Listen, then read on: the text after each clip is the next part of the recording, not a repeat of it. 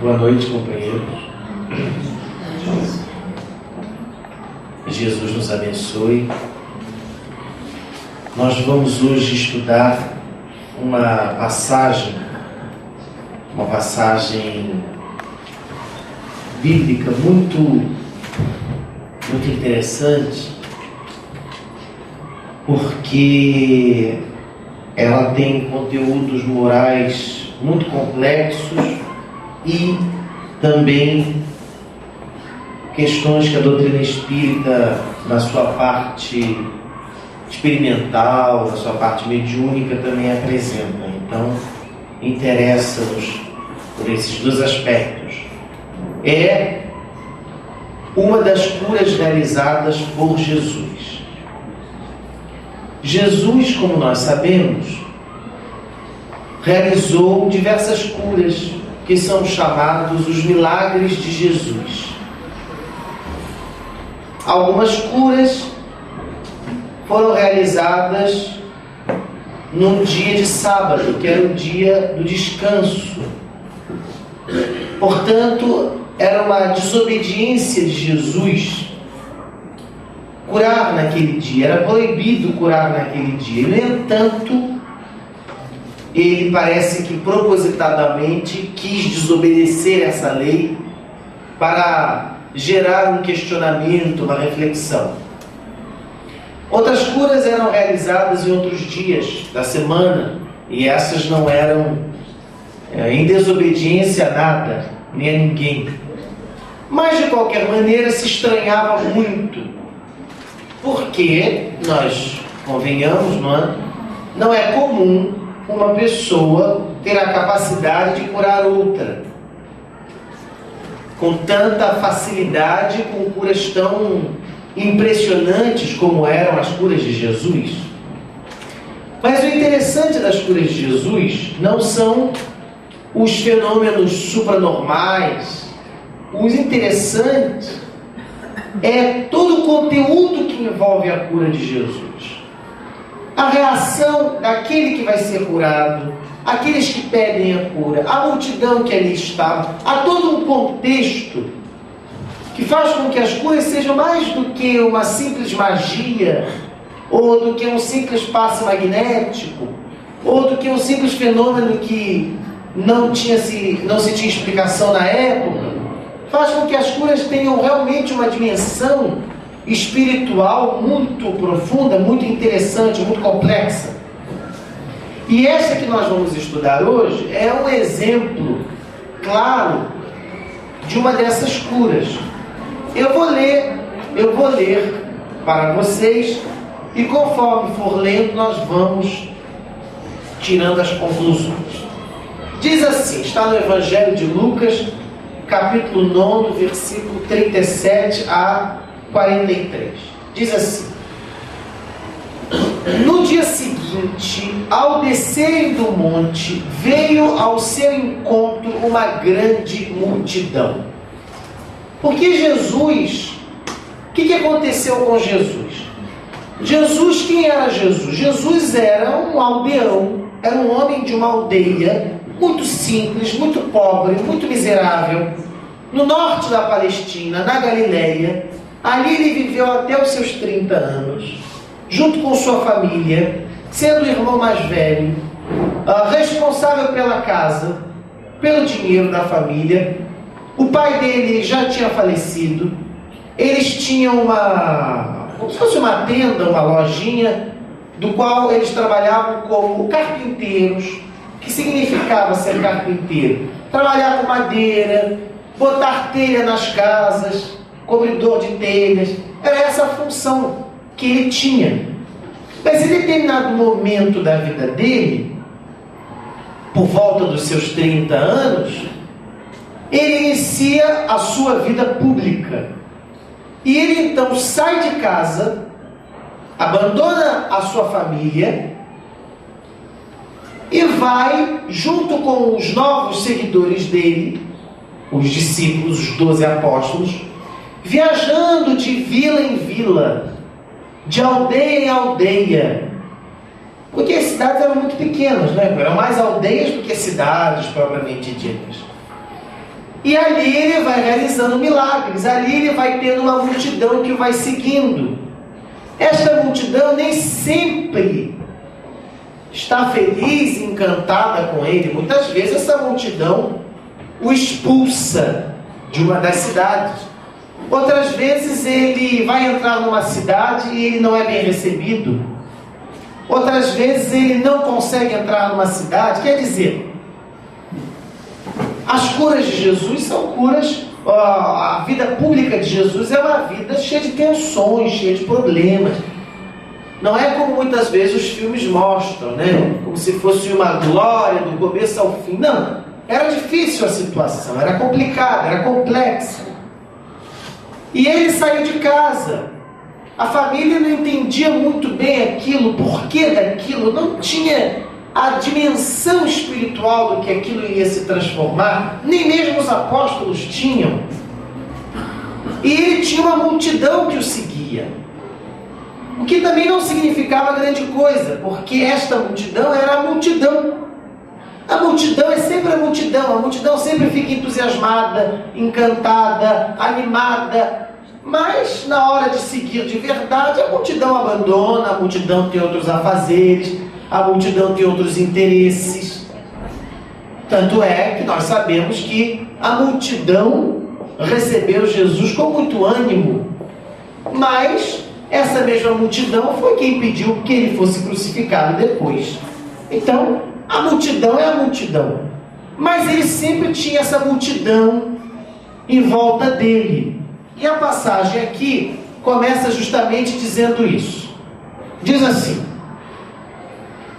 no dia seguinte, como nós já lemos, ao descerem do monte, veio ao encontro de Jesus, ao seu encontro, uma grande multidão. E eis que o homem da multidão gritou. Então veja que aqui começa, de fato, a passagem. A multidão estava ali, posta e colocada. Mas eis que uma das pessoas da multidão levantou-se, digamos assim, e deu um grito. E essa pessoa disse: Mestre, rogo-te que venhas ver o meu filho, porque é meu filho único. Eis que o espírito o toma e subitamente grita, sacode-o com violência e o faz espumar. É com grande dificuldade que o espírito o abandona, deixando-o dilacerado. Pedi a teus discípulos que o expulsassem, mas eles não puderam. Então, veja que interessante. Esse homem que era um pai de um filho doente, sabe-se lá que doença era essa, já vamos ver. Este pai sai da multidão, digamos assim, rompe com a multidão e dá um grito para Jesus. Já aí há uma coisa interessante. Já aí há um aspecto que o diferencia dessa multidão. Este pai, de fato, foi procurar Jesus. De fato, foi buscar Jesus. Este pai não se comportou como a multidão que estava ali naquele tumulto. Este pai deu um grito e falou o que ele queria. E fez o seu pedido. E isto é muito interessante porque Jesus valoriza muito, em todas as suas passagens, a iniciativa da pessoa, a iniciativa individual, do ser. Ele valoriza muito aquele que realmente quer buscar, aquele que realmente vai ao encontro do que quer, aquele que ativa a sua vontade, seja da maneira que for. Seja dando um grito na multidão, seja como foi o caso de Zaqueu, o publicano, que subiu na árvore para ver Jesus. De qualquer maneira, estes se diferenciam da multidão. Estes não são mais um que está ali naquela alienação querendo pão, querendo milagre, querendo comida, querendo ver o fenômeno. Não. Estes que se diferenciam querem muito mais do que simplesmente o que está posto e colocado ali. E esse pai dá um grito.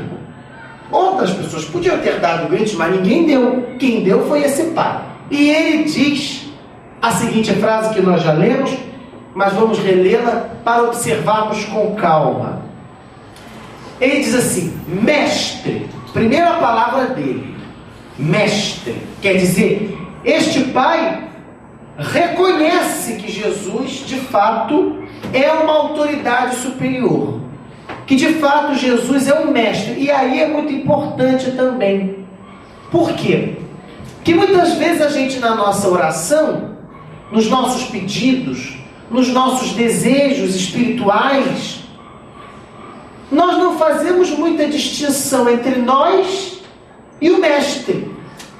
É muito importante nós reconhecermos que nós não somos o mestre, que nós somos o pedinte, que nós somos os que precisam, que nós somos os que necessitam. Por quê? Se eu me acho o mestre, eu não preciso de ninguém, eu já me basto. Então, quando nós fazemos a nossa oração, as nossas orações de cada dia, na nossa vida particular, é muito importante nós fazermos essa distinção. Quem eu sou? Eu sou um ser humano, um espírito em evolução, com suas limitações, deficiências, carências, incompreensões sobre a vida, falta de entendimento sobre uma série de questões. Então, porque eu me reconheço neste lugar, eu preciso de uma força espiritual que não é igual à minha força espiritual, mas é uma força espiritual além de mim. É uma força espiritual absolutamente superior a mim. Esta força espiritual é quem? É Deus. Esta força espiritual é o nosso Mestre Jesus. Por quê? Se eu sou aquela pessoa que sei tudo, resolvo tudo, entendo tudo, domino tudo, compreendo tudo, falo sobre tudo, eu não preciso de fé, eu não preciso de Deus, porque eu me basto, porque eu já sei tudo. Por que eu vou precisar de Deus? A fé não é o orgulho de que eu sei, eu posso, eu faço, eu aconteço. A fé é justamente o contrário. A fé é: eu reconheço a minha fraqueza diante do mundo e diante de mim mesmo. Portanto, eu preciso do apoio de algo maior do que eu, que é de Deus. Este pai, nesta parábola, nesta passagem, ele começa declarando mestre, e ele diz: rogo-te. É bonita a palavra rogo-te, quer dizer, ele é humilde, ele pede, né? Rogo-te que venhas ver o meu filho, porque é meu filho único. Eis que o Espírito toma e subitamente grita, sacode-o com violência e o faz espumar. É com grande dificuldade que o abandona, deixando-o dilacerado. Pedi a teus discípulos que o expulsassem, o Espírito, mas eles não puderam. Então, qual era o problema desse filho? Este filho estava sofrendo um processo que eles achavam que era uma bruxaria, eles achavam que era um demônio que estava encarnado no filho. Mas a doutrina espírita vai dizer, vai explicar, vai analisar que esse espírito, esse filho, estava sob uma possessão. É uma palavra forte. Alguém está possuído, está sob possessão. Ora, possessão espiritual. Este filho já não conseguia mais controlar as suas próprias forças. Quer dizer, o seu livre-arbítrio já não estava mais pleno. porque estava tomado por forças espirituais. E isso é a história do mundo, a gente vê o tempo todo. Os filmes católicos, protestantes, né? Os livros de história narram muitos fatos de possessão. Até se fazia, como é que se chamava aquilo que se fazia na igreja? Exorcismo. Até se fazia exorcismo. Quer dizer, são casos muito avançados de obsessão. O que a obsessão é? A obsessão é uma influência espiritual que se dá conosco. Agora, o detalhe da obsessão. E que nós aceitamos esta influência espiritual. Porque nos sintonizamos com esta influência espiritual. A obsessão não é um espírito terrível que me persegue. Não. A obsessão só se dá, um processo instaurado de obsessão, porque existe uma afinidade entre eu e o espírito dito obsessor. Porque existe uma ligação espiritual não só do passado, mas do presente.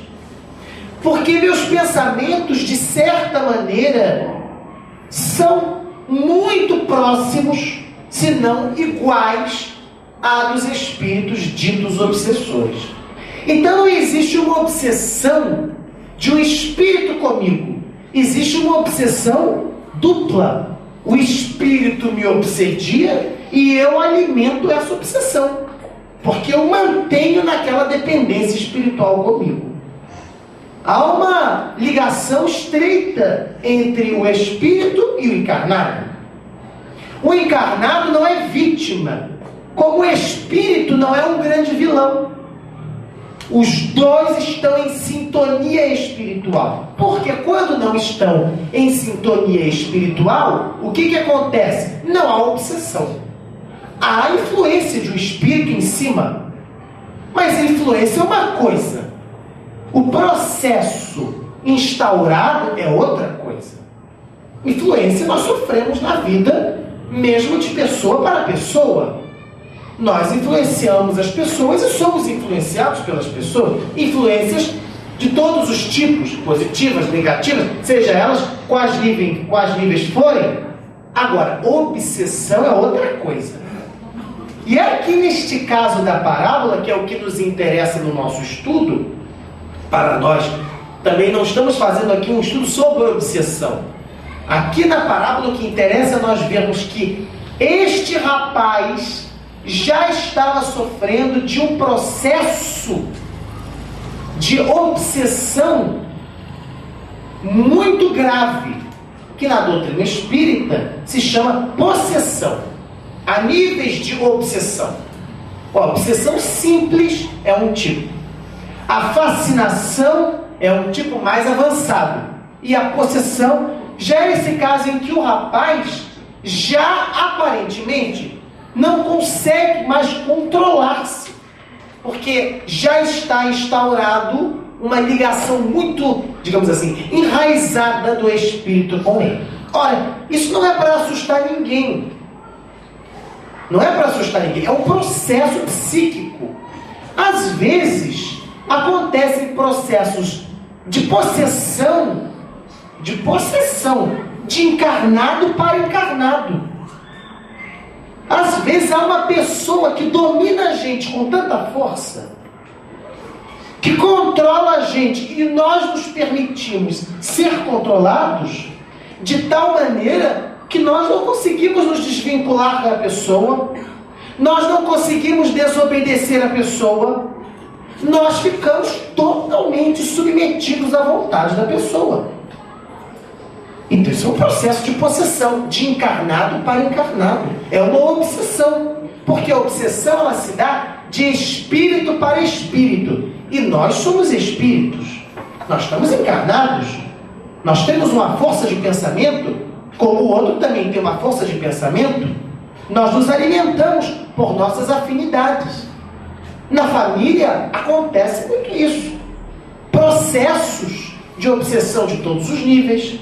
do simples aos mais complexos, de dependência espiritual uma pessoa da outra, de subjugação de uma pessoa a outra, de dominação de um membro da família a outro. É um caso de obsessão. Quando desencarnar, vai continuar igual.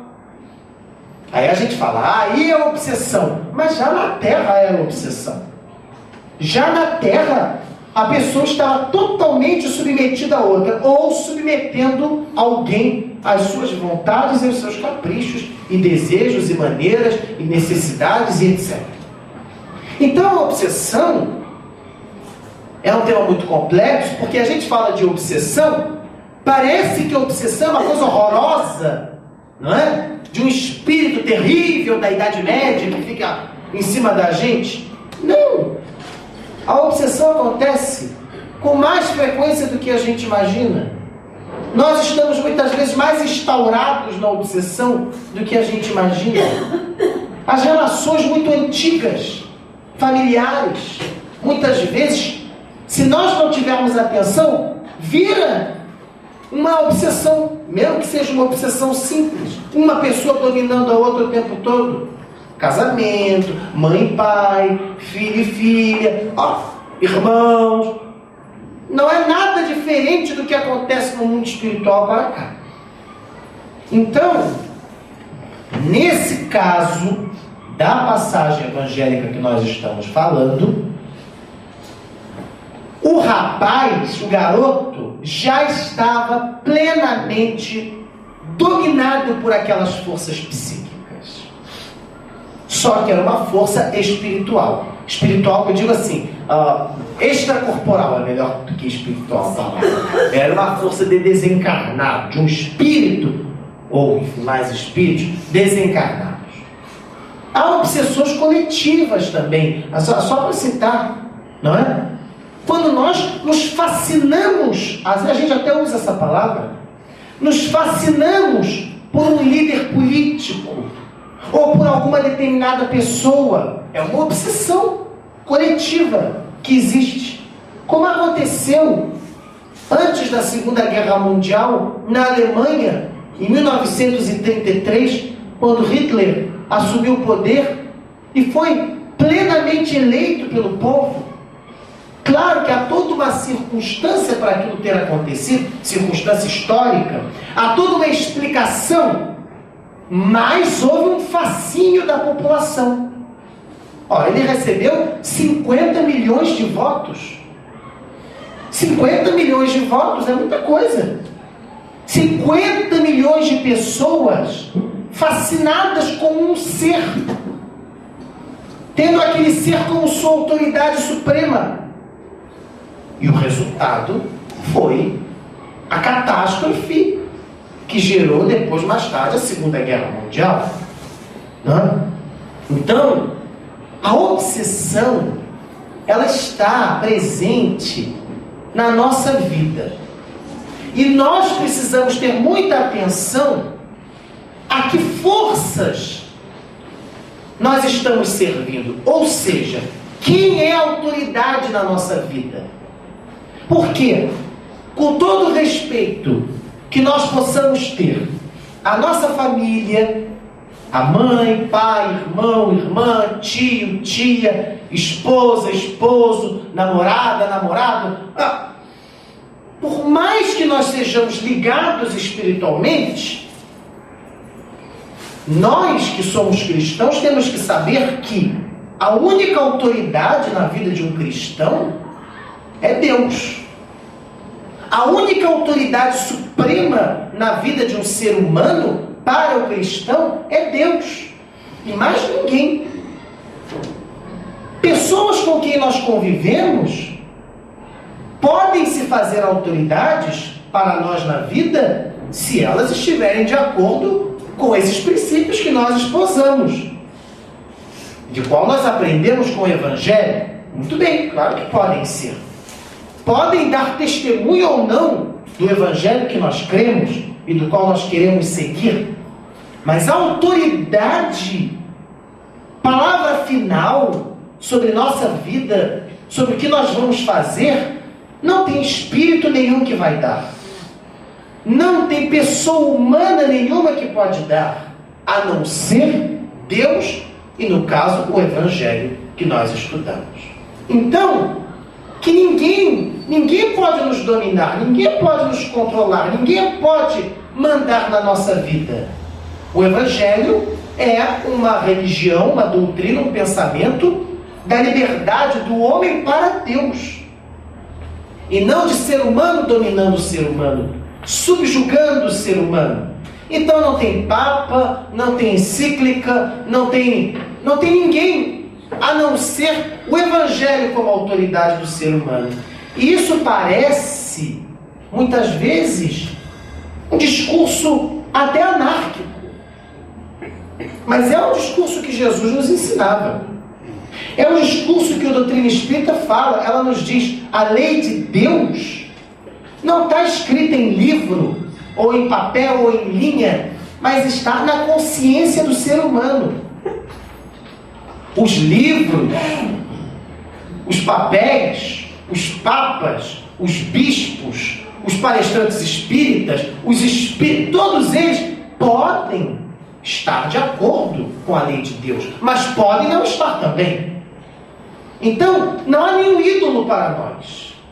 Para nós, porque para o pensamento do cristão, para Jesus, só existe um Deus único.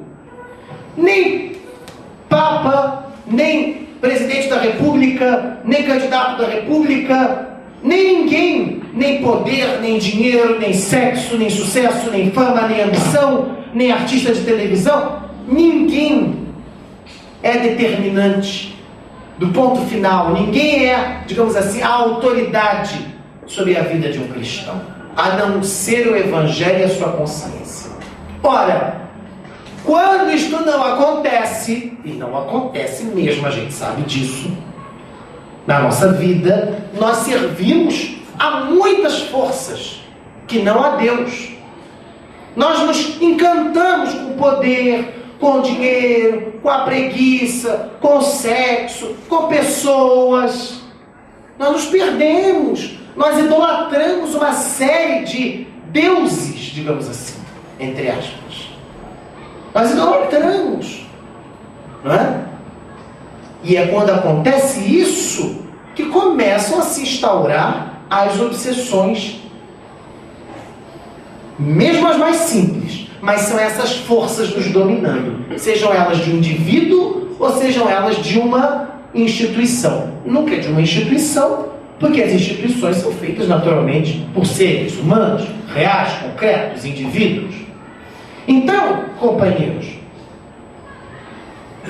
puxa, fui lá longe, né? Esqueci. Vamos voltar à passagem. Então, neste caso aqui, o rapaz já estava dominado pela obsessão, do grau mais complexo. E diz assim, bom, já lemos. Então o garoto, olha só como é que estava o garoto. Aí é filme Poltergeist, como se fosse.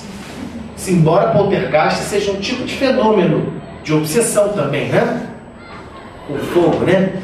O garoto aqui gritava, espumava. Na verdade, o garoto era um epilético.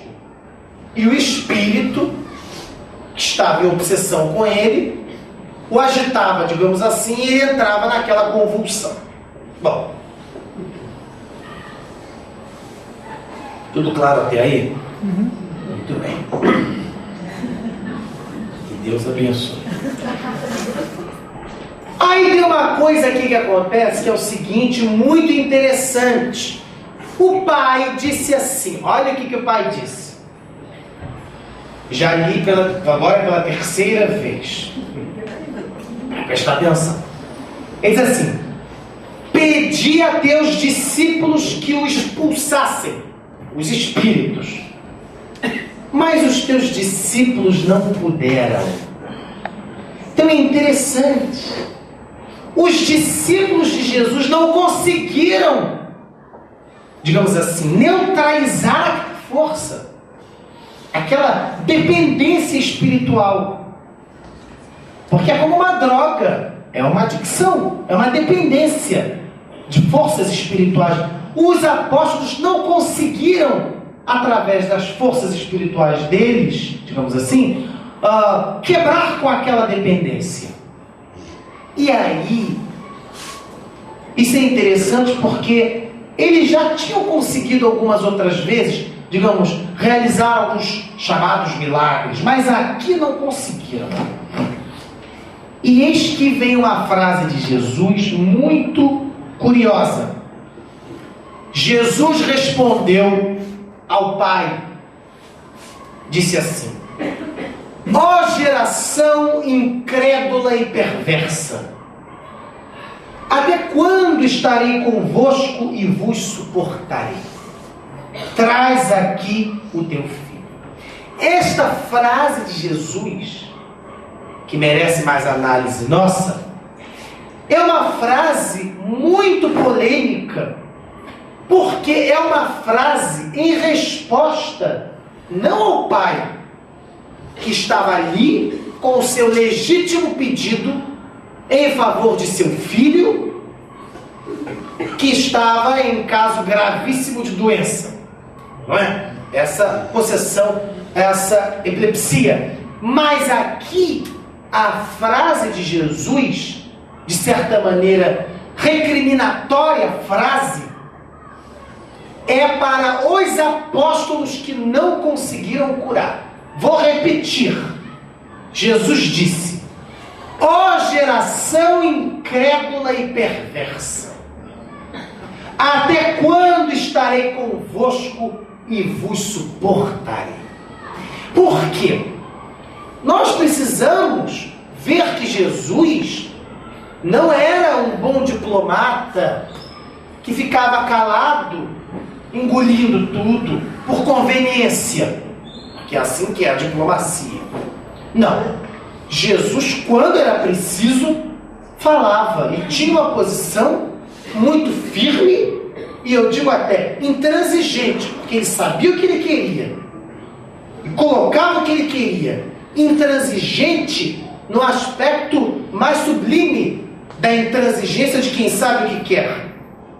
Firme era a sua postura. Ele diz para os apóstolos: incrédulos e perversos. Incrédulos. Por quê? Porque não acreditaram que eles tinham força suficiente para ajudar aquele que estava ali necessitando. Incrédulos. Por quê? Se nós acharmos que seremos nós que iremos curar alguém, que seremos nós que teremos força espiritual, nós realmente não vamos ter. Nós só podemos ajudar ao outro, ao próximo, porque sabemos que temos a força e o poder de Deus nos ajudando a ajudar ao próximo. Porque sabemos que quando vamos dar um passe, ou que quando vamos ajudar uma pessoa caída na rua, ou seja lá qual for a nossa ação, nós teremos a proteção, digamos, espiritual de Deus fortificando a nossa ação. Então, é interessante que diz assim: ó geração incrédula, uma geração que não acredita, uma geração que não acredita nem em si e nem em Deus. Já que não acredita em si, poderiam acreditar na força de Deus, que eles acreditavam que era a força de Deus, no caso nós sabemos, a lei de Deus, poderiam, mas não. Incrédulos os apóstolos. Agora o pior é depois. Vocês estão lembrando com a palavra depois?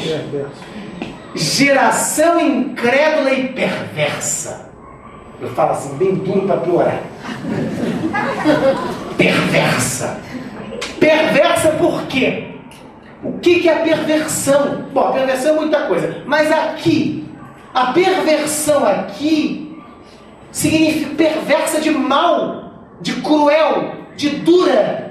Significa perverso no sentido de que não conseguiu se mobilizar para ajudar o outro. Dura, porque não se esforçou. Dura, perversa, cruel, incrédula, porque não usou toda a sua força para ajudar a quem precisava, mas a quem te pediu ajuda. Portanto, Jesus diz: geração perversa. Jesus não poupa os apóstolos. Perversa, porque esta atitude é a nossa atitude. Quando nós vemos que podemos ajudar alguém e não ajudamos deliberadamente, e damos desculpas. Eu não tinha como. Eu me senti fraco. Eu tive medo. Eu fui impotente.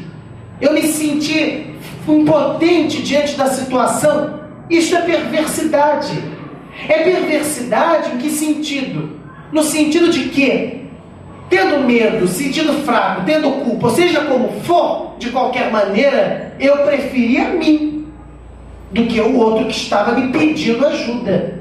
De qualquer maneira, eu me esquivo, de fato, de ajudar a quem me pediu ajuda. Então, Jesus é perverso porque quando alguém me pede, e pedir não é só verbalmente, há tantas maneiras de pedidos, e eu simplesmente ignoro, ou simplesmente não mobilizo as minhas forças para aquela pessoa, significa que eu estou priorizando a mim. E é claro que eu tenho que me amar. É claro que eu tenho também, em determinados momentos, que me priorizar. Mas se eu creio no Evangelho, se eu sou um autêntico cristão, ou me esforço em ser um autêntico cristão, tudo que eu puder para ajudar aquela pessoa que me pediu, eu vou fazer. Eu vou fazer não porque eu sou bom, caridoso, ótimo, legal. Não, eu vou fazer porque eu sinto que está na situação daquela pessoa. Eu vou fazer porque eu imagino o que é passar por aquela necessidade. Eu sinto isso na minha carne, no meu espírito, na minha alma, no meu corpo. Portanto, eu não tenho outra ação a não ser ajudar.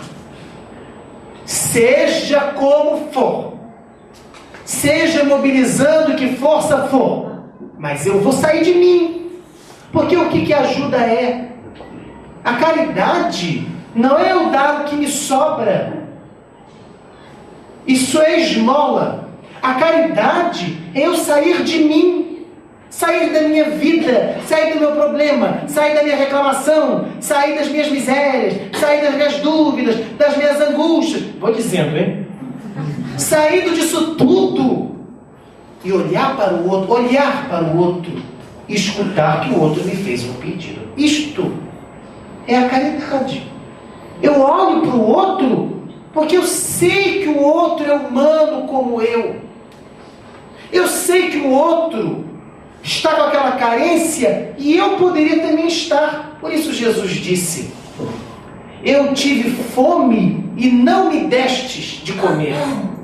Eu tive sede e não me destes de beber. Aí o apóstolo perguntou: Senhor, quando foi que te vimos com sede e com fome e não te demos de comer e beber? E Jesus respondeu: toda vez que não dás de beber e comer a quem precisa, também não estás dando a mim. Isso não é porque Jesus era bonzinho, era porque Jesus tinha uma sensibilidade e ele sentia a dor do que é a necessidade do outro. E é porque ele sentia essa dor, ele se movia plenamente para ajudar o outro. Então, isto é a caridade. Ele não está fazendo do outro objeto da salvação dele. Ele não está fazendo do outro: eu vou ajudar para ganhar pontos, bônus hora, lugar no céu, no paraíso, no nosso lar, seja lá onde for. Não. Ele estava ajudando o outro porque a ele não havia outra possibilidade senão fazer aquilo. Porque era humano, olhava com humanidade para o outro. Nós não olhamos. Por isso Jesus, geração perversa. Nós olhamos para nós. Nós ignoramos a realidade do outro. como é a parábola do bom samaritano. Os dois homens, o sacerdote e o levita, ignorou o doente caído, mas o herege, que era o samaritano, foi o que olhou para ele e o socorreu. Então, companheiros, o Evangelho de nosso Senhor Jesus Cristo não é uma regra moralista, tem que ser bonzinho e por isso tem que ajudar o próximo. Não, isso é bobagem. O Evangelho é uma coisa muito mais complexa do que isso. Você tem que ajudar o próximo porque você não é melhor do que o próximo, porque você é igual ao próximo, porque você é tão humano quanto o próximo, porque você pode estar na mesma situação que o próximo, ou pode já ter estado, ou pode vir a estar. O Chico Xavier, do qual nosso centro aqui tem tanta alegria por ter um conhecido e por ser ele uma referência fundamental no centro, ele dizia: eu não sei em que esquina da vida eu vou cair, eu vou levar um tombo, por isso eu não posso julgar a ninguém. Não é humildade boba, ai como ele era bonzinho, não, é sério. Ele realmente sabia que ele era frágil como ser espiritual, embora fosse daquela dimensão que nós conhecemos. Ele sabia que ele podia errar, podia cair, como qualquer pessoa. Por isso ele não julgava ninguém. Então, vamos voltar à parábola. Mas isso tudo é a parábola. Cismei que é parábola, me desculpem, não é parábola, é a passagem. Parábola é quando Jesus conta uma história, inventa. Ele era um excelente contador de histórias. Mas aqui não é isso, aqui é uma passagem que aconteceu. Vocês me perdoem que minha memória está fraca. Jesus respondeu: ó geração incrédula e perversa. Eu repito, mas é para a gente decorar. Até quando estarei convosco? Agora o terrível. E vos suportarei. Ah, essa é pesada também, né? Essa não fica por baixo das demais. E vos suportarei. Eu acho fantástico Jesus dizer isso. Porque a palavra suportar é pesada. Ora, uma pessoa dizendo pra gente: até quando eu vou te suportar? Não é fácil de engolir, né, gente? Não sei se vocês já tiveram essa experiência. Talvez não. Sejam todos príncipes. Mas é desagradável. Eu digo porque já disseram para mim. Então, até quando vos suportarei? E Jesus fala isso de uma maneira também muito séria, porque Jesus não fala isso com ressentimento, não. Ele fala isso de muita seriedade, né? Como que dando uma bronca, como que chamando a atenção, como alertando de uma maneira radical: presta atenção no que vocês estão fazendo, porque vocês estão distraídos. E olha que nós não estamos falando da multidão, hein? Nós estamos falando dos apóstolos. Até quando vos suportarei? Disse Jesus. Traz aqui o teu filho. Imagino a cara dos apóstolos, né? Chamar a atenção na frente de todo mundo. Jesus não poupava. Jesus era maravilhoso. Mas quando era para pegar pesado, pegava, porque ele não tinha essas diplomacias que nós achamos que isso que é a paz. Paz é ser diplomata. Não. Muitas vezes isso é a mentira, isso é a aceitação do engano, dos erros. Não é paz, né? Paz é outra coisa. Jesus falou: eu vim trazer a paz. Eu não vim trazer a paz, mas a divisão. Em que sentido? Ele não veio passar a mão na cabeça de ninguém. Ele veio questionar. Quando as prostitutas, os ladrões, os bandidos, os corruptos, todos que eram a gentalha da época, vinham para ele os recebia de uma maneira fantástica, sem julgamento. Você não vê Jesus perguntando assim para a prostituta: minha filha, por que você seguiu esse caminho? Não vê. Você não vê ele dizendo assim: minha filha, eu te avisei. Não, ele não tem esse julgamento banal nosso, bobo, sabe? De quem é superior e trata os outros como inferiores, como perdidos. Não. Com os ladrões, bandidos, prostitutas, devassos, todos os tipos, os moralmente fracassados, os chamados moralmente fracassados, há dele somente um acolhimento. Agora, com os religiosos, com os que se acham certinhos, com os que se acham salvos, com os que se acham encontrados, com os que se acham grandes trabalhadores do bem, com os que se acham resolvidos, aí ele diz essas coisas. Geração incrédula. Aí ele pega firme, porque ele quer desmascarar a hipocrisia dos religiosos. Aí ele não poupa. Ai, bebeu uma água. Tá tenso, primo, tô sentindo. Vamos adiante. Estava ainda se aproximando o pai, não é? Com o filho. Agora eu acho ótimo como ele narra aqui. Quando o demônio o jogou por terra e agitou com violência. O demônio, sabemos que está aqui os espíritos obsessores, né? Jesus, porém, conjurou severamente o espírito impuro, curou a criança e a devolveu ao pai. Conjurou. Na igreja protestante, algumas igrejas protestantes, somente pentecostal, neopentecostal, fala muito, conjura. Aqui na Bíblia está conjurou. Conjurou significa repreender o espírito com firmeza. Jesus conjurou o espírito. Quer dizer, Jesus chamou a atenção do espírito também, não é? Que estava ali naquele vínculo ali com o rapaz.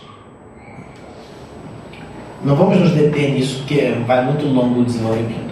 E todos se maravilharam com a grandeza de Deus. Então foi realizada uma cura de Jesus. Agora, esta cura, como nós já dissemos, foi feita primeiro motivada por um pedido de um pai que realmente foi lá e procurou e fez o pedido. Depois porque o filho, o menino, a criança, como ele diz, já estava em situação gravíssima. E aqui a doutrina espírita entra com um recurso muito importante de explicação. A doutrina espírita, como interpretaria isso? Ela interpreta dizendo-nos que este garoto que estava obsediado em grau altíssimo, naturalmente já vinha de um processo obsessivo de outras vidas. Porque o garoto era uma criança, digamos assim, ele não teria tido oportunidade nem tempo suficiente para alimentar uma doença espiritual deste nível. Mas aquilo já vinha instaurado de outras vidas. Mas Jesus, mesmo assim, tem piedade. E a piedade de Jesus não é só do garoto, é também do espírito que ali estava. Por quê? Porque também aquele espírito estava escravizado à criança, que agora era criança nesta encarnação. Não era só a criança que era escravizada dele, também o espírito estava preso sem poder se libertar, ou sem, digamos, conseguir se libertar. Também esse espírito merece a liberdade espiritual, mas por uma doença psíquica espiritual estava ali amarrado. Até fala, amarrado em nome do Senhor, não é? Mas em outro contexto. Mas estava ali, preso. Não? E também desse espírito, sem dúvida, quando Jesus conjura, quando Jesus pede para o Espírito ir embora, digamos assim, também é a favor do Espírito que Jesus está agindo, desse Espírito que leva a fama de ser o vilão. Mas nós sabemos que no caso de obsessão isto não existe. Porque muita gente gosta de estar obsediado. Impressionante. Falam com prazer para mim. Ai, eu estou obsediada. Falam. Você sente uma satisfação na pessoa dizendo, não é? Ah, eu não posso ir lá porque eu estou sofrendo um processo espiritual, sabe? A pessoa diz. Não sei se dizem para você, mas para mim dizem. Eu atraio essas coisas, esses depoimentos e tal. Acho que é para falar nas palestras, né? Dizem. As pessoas têm prazer em estar, e é verdade, elas estão, digamos assim, se revelando, porque quem é obsediado só é porque quer, porque tem prazer naquela digamos, naquela troca espiritual, tem prazer, por isso que se mantém sobre aquela dependência espiritual. Então até não está nem sendo hipócrita, está sendo verdadeira, não é? Ai, estou obsediada. Está sendo autêntica. Que pena que não percebeu ainda. Há de perceber, como também nós, como já disse, sofremos influências e até obsessões que também não nos damos conta. Mas é isso, companheiros. Era basicamente isso que nós gostaríamos de fazer no nosso estudo de hoje. Falar sobre esse caso, que é um caso muito complexo, muito severo, muito interessante de pensarmos sobre a obsessão espiritual. Há muitas outras passagens do Evangelho, dos 4 Evangelhos, que seguem temas semelhantes, de influências espirituais. Há um caso muito famoso de o espírito, a possessão era tanta que o espírito chegou a responder a Jesus. Ele diz: Legião é o nosso nome. Também diz assim: Tu és Jesus de Nazaré, nós sabemos quem tu és. Às vezes há umas, não é bem corporação, mas há umas manifestações nesses casos do Evangelho que são narradas. O importante para nós pensarmos, que nosso tema já vai se acabando, é que, companheiros, o Evangelho de Jesus, só tem o Evangelho de Jesus, mas o Evangelho de nosso Senhor Jesus Cristo, se nós pudéssemos arranjar um sinônimo para ele, eu não diria que o sinônimo do Evangelho é amor. Não diria. Eu diria que o sinônimo do Evangelho é libertação. Libertação, porque só se libertando dos domínios que nos interessam na vida é que nós estamos libertos para o amor. É só nos libertando de pessoas que nos mandam ou que nós mandamos, de poder, de dinheiro, de sexo, disso e daquilo, que não é satanizado, mas que muitas vezes nós fazemos do poder, do dinheiro e do sexo as autoridades da nossa vida. É só nos libertando realmente desses julgos, desses domínios, que nós podemos viver a nossa essência espiritual. Santo Agostinho, que foi um dos mais importantes pensadores do cristianismo, talvez o mais importante dos teólogos, viveu no século IV, ele tem uma frase maravilhosa. Ele diz assim: ama e faça o que queres. Porque o Evangelho não é uma regra, faz isso, faz aquilo, não faz isso, não faz aquilo. Isto é a lei mosaica, do qual Jesus é um grande crítico. O Evangelho é o contrário. é a libertação do ser humano. Cada um é um. Cada um tem um caminho na vida. Cada um tem um processo espiritual próprio. Uns vão dar tudo, outros não vão dar nada, outros vão dar metade. E esses podem todos estarem salvos ou não. Cada um é um. Então é liberdade, ama e faça o que queres. É liberdade porque se nós temos a Deus como a nossa autoridade, nós estamos dentro da lei de Deus. E façamos o que fizermos, estaremos fazendo dentro da nossa felicidade espiritual e da dos nossos companheiros. O reino de Deus instaurado em nós. Então é liberdade, porque o Evangelho nos ensina a nós realmente assumirmos a nossa vida. E quando, nas nossas fraquezas, limitações, nós também temos a liberdade de dizermos a Deus: meu Deus,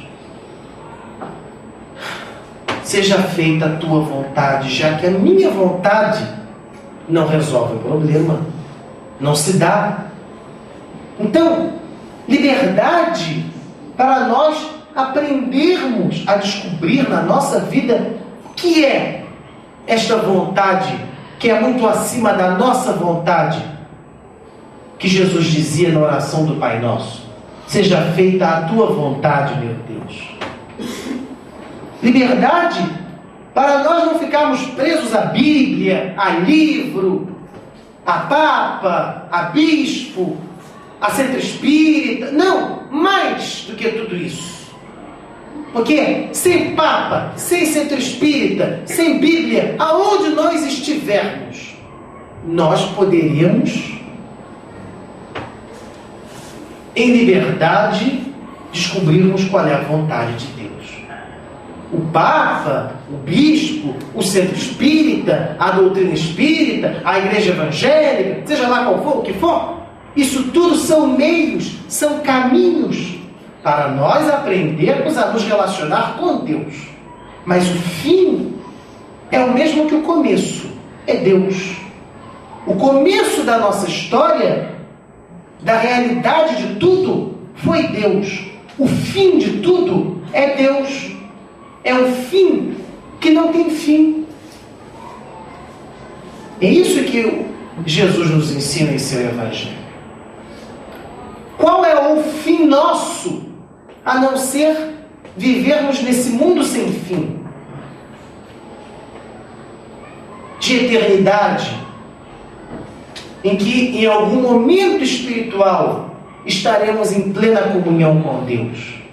Não seremos Deus, não teremos as forças de Deus, mas estaremos em comunhão com Deus, como Jesus disse, eu e o Pai somos um. Eu e o Pai somos um, não que sejam a mesma pessoa, mas em total sintonia espiritual, existencial, psicológica, física, todas elas as possíveis sintonias.